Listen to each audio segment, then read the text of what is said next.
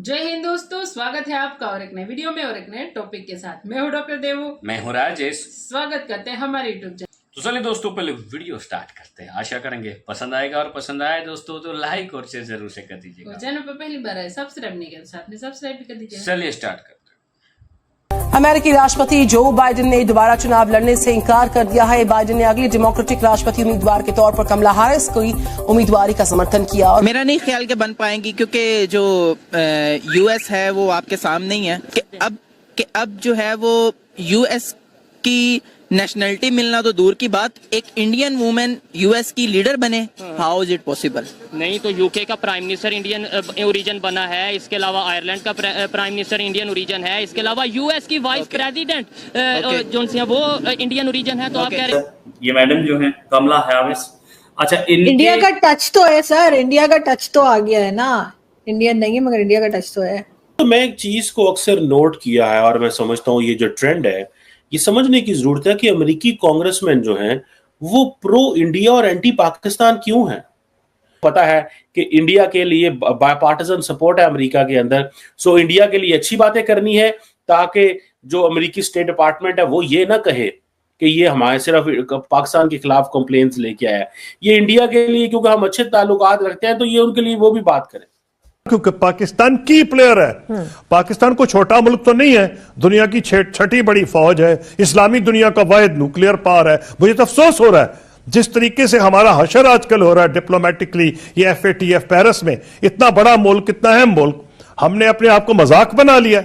एक और हमने तो लास्ट ईयर देखा था कि यूके के जो प्रेसिडेंट हैं ऋषि सोनक जी, वो भी इंडियन ओरिजिन से ताल्लुक रखते हैं। अब जैसे कि आपको सबको पता है कि 2024 में यूएस में इलेक्शन होंगे, और इस बार सुनने में ये आ रहा है कि इंडियन ओरिजिन से ताल्लुक रखने वाली एक खातून है, ठीक है, जो कि इलेक्शन लड़ेंगी और ट्रम्प के आमने सामने होंगी। और ये है कि जो 2024 में ये भी पार्टिसिपेट कर रही है इलेक्शन।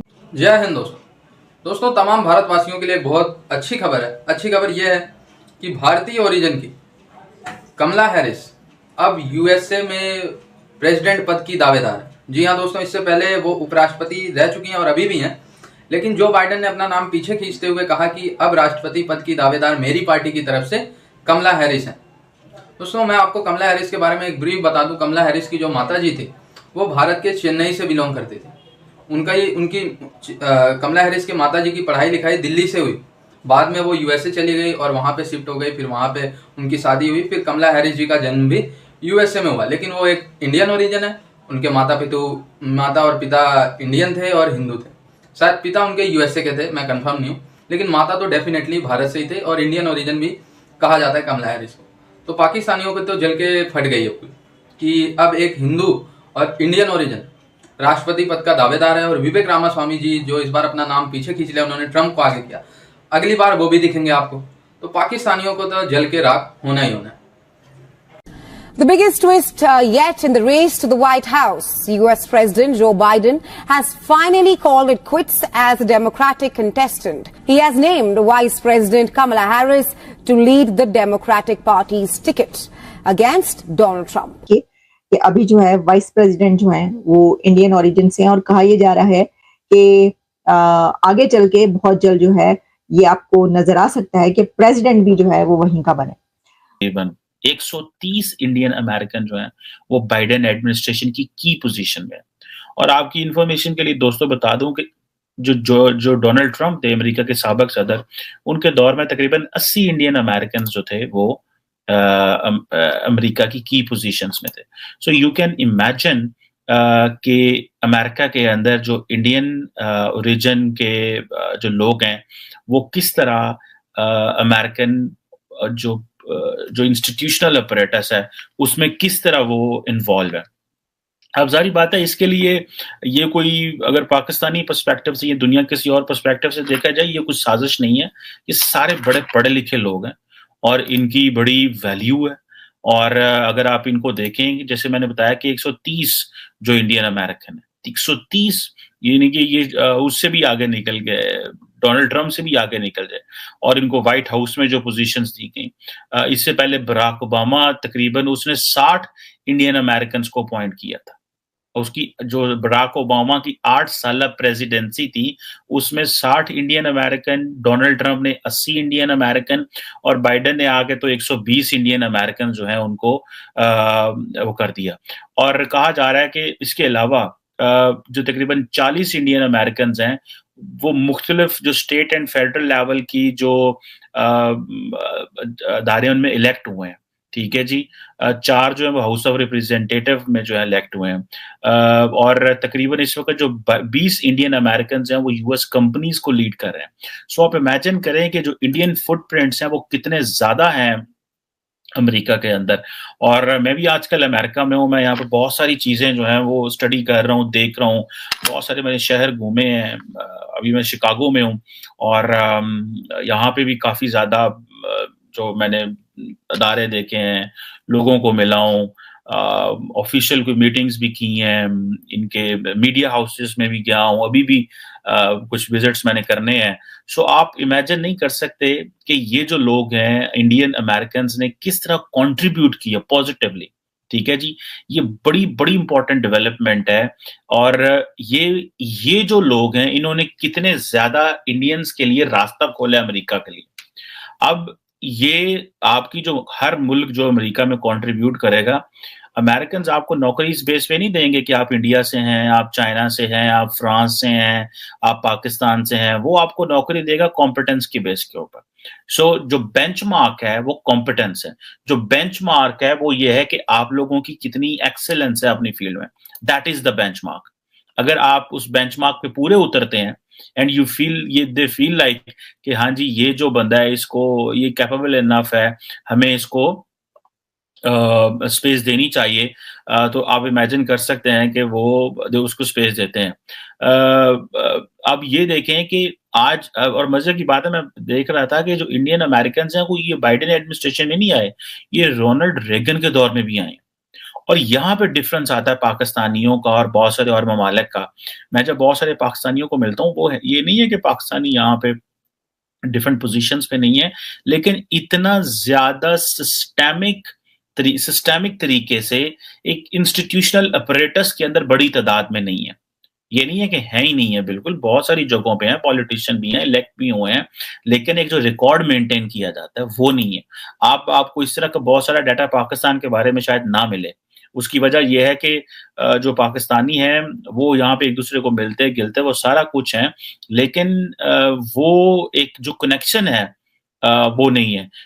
अमेरिका की वाइस प्रेसिडेंट कमला हैरिस ने ये कहा है कि जो इंडियन अमेरिकन हैं उनको और ज्यादा जोश और जज्बे के साथ इलेक्शंस में हिस्सा लेना चाहिए और इलेक्शन कंटेस्ट करने चाहिए।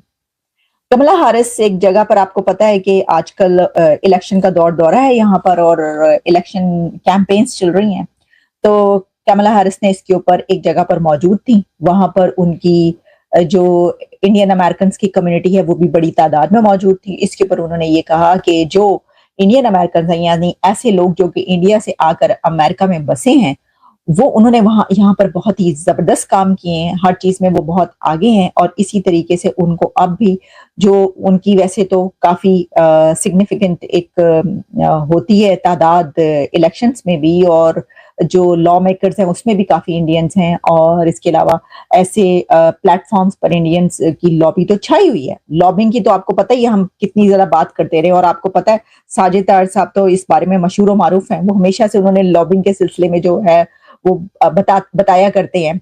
मेरे प्रोग्राम में तो खैर वो नहीं आते, लेकिन उनकी मर्जी है, लेकिन वो हमेशा से इस तरह, हमारे प्रोग्राम में हमने कई मरतबा ये बात की, और वो ये कहते हैं कि लॉबिंग कितनी स्ट्रांग है, इंडियन लॉबिंग कितनी स्ट्रांग है अमेरिका में। तो कमला हैरिस जो है वो ये कहती हैं कि उनका ये कहना है कि उन्होंने अर्ज किया है और कहा है कि इलेक्शन में जो है और भी ज्यादा आना चाहिए। उन्होंने कहा कि more Indian Americans in US must run for elected offices। मैं ये समझती हूँ कि जैसा हमने पहले कहा कि अपराइट कम्युनिटी है यहाँ पर इंडियंस की। पाकिस्तानी एक तो ये कि कम तादाद में है इंडियन से, और दूसरा ये कि उस तरीके से आगे नहीं है किसी भी फील्ड में जैसे कि इंडियंस हैं। कुछ हैं कम है, लेकिन इतना आगे जितना कि इंडियंस हैं उतनी बड़ी तादाद पाकिस्तानियों की नहीं है, आगे नहीं है। तो और इसमें ये भी याद रखना चाहिए कि हर कम्युनिटी को यहाँ पे एक फुली ये राइट दिया जाता है कि अगर वो आकर उनमें इतनी पोटेंशियल है तो वो आए और लड़े, कंटेस्ट करें और जहां भी पहुंचना चाहते हैं वो पहुंचे। ये बात अपनी जगह पर बिल्कुल सही है, कमाल की बात है अमेरिका की, इसीलिए आप देखिए। दोस्तों, यूएसए में जितने भी हमारे भारतीय भाई बहन जाते हैं, आप इसी से अंदाजा लगा सकते हैं कि वो कितना मेहनती होते हैं। वो अपने बच्चों को कितनी अच्छी शिक्षा देते हैं कि वो वहां पे जाके भारतीयों का नाम रोशन करते हैं। कुछ होगा नहीं, कुछ यूएसए में अगर भारत का कोई बंदा बैठ गया लीडर पे, पॉलिटिक्स में, तो भारत को कुछ फायदा नहीं होने वाला है। कल भी भारत अपने दम पे ही आगे आया था, परसों भी, और आने वाले टाइम्स में भी भारत अपने दम पे ही आगे जाएगा। लेकिन एक गर्व होता है कि हमारे देश का बंदा, हमारे ओरिजिन का बंदा आज यूएसए में ये पोस्ट पे है, उस पोस्ट पे, इस पोस्ट पे। सबको प्राउड होता है कि यार जब वो बंदा कर सकता है तो मैं भी कर सकता हूँ। जब भारत के बंदे यूएसए को चला सकते हैं तो भारत के बंदे भारत को भी चला सकते हैं और भारत भी आगे जा सकता है। इट मीन्स कि हमारे अंदर पोटेंशियल है। भारतीयों को वर्ल्ड वाइड फिर तारीफ मिलती है, रिस्पेक्ट मिलती है। लोग सोचेंगे कि यार एक भारतीय तो वाइस प्रेसिडेंट है, एक भारतीय तो यूएसए का प्रेसिडेंट है, तो फिर भारतीयों की जो रिस्पेक्ट होगी वो। थैंक यू दोस्तों वीडियो को यहाँ तक देखने के लिए। वीडियो दोस्तों यहाँ पे हम समाप्त करेंगे, आपसे विदाई लेंगे, मिलेंगे और एक नई वीडियो में आपके साथ। टिल देन, जय हिंद, जय भारत।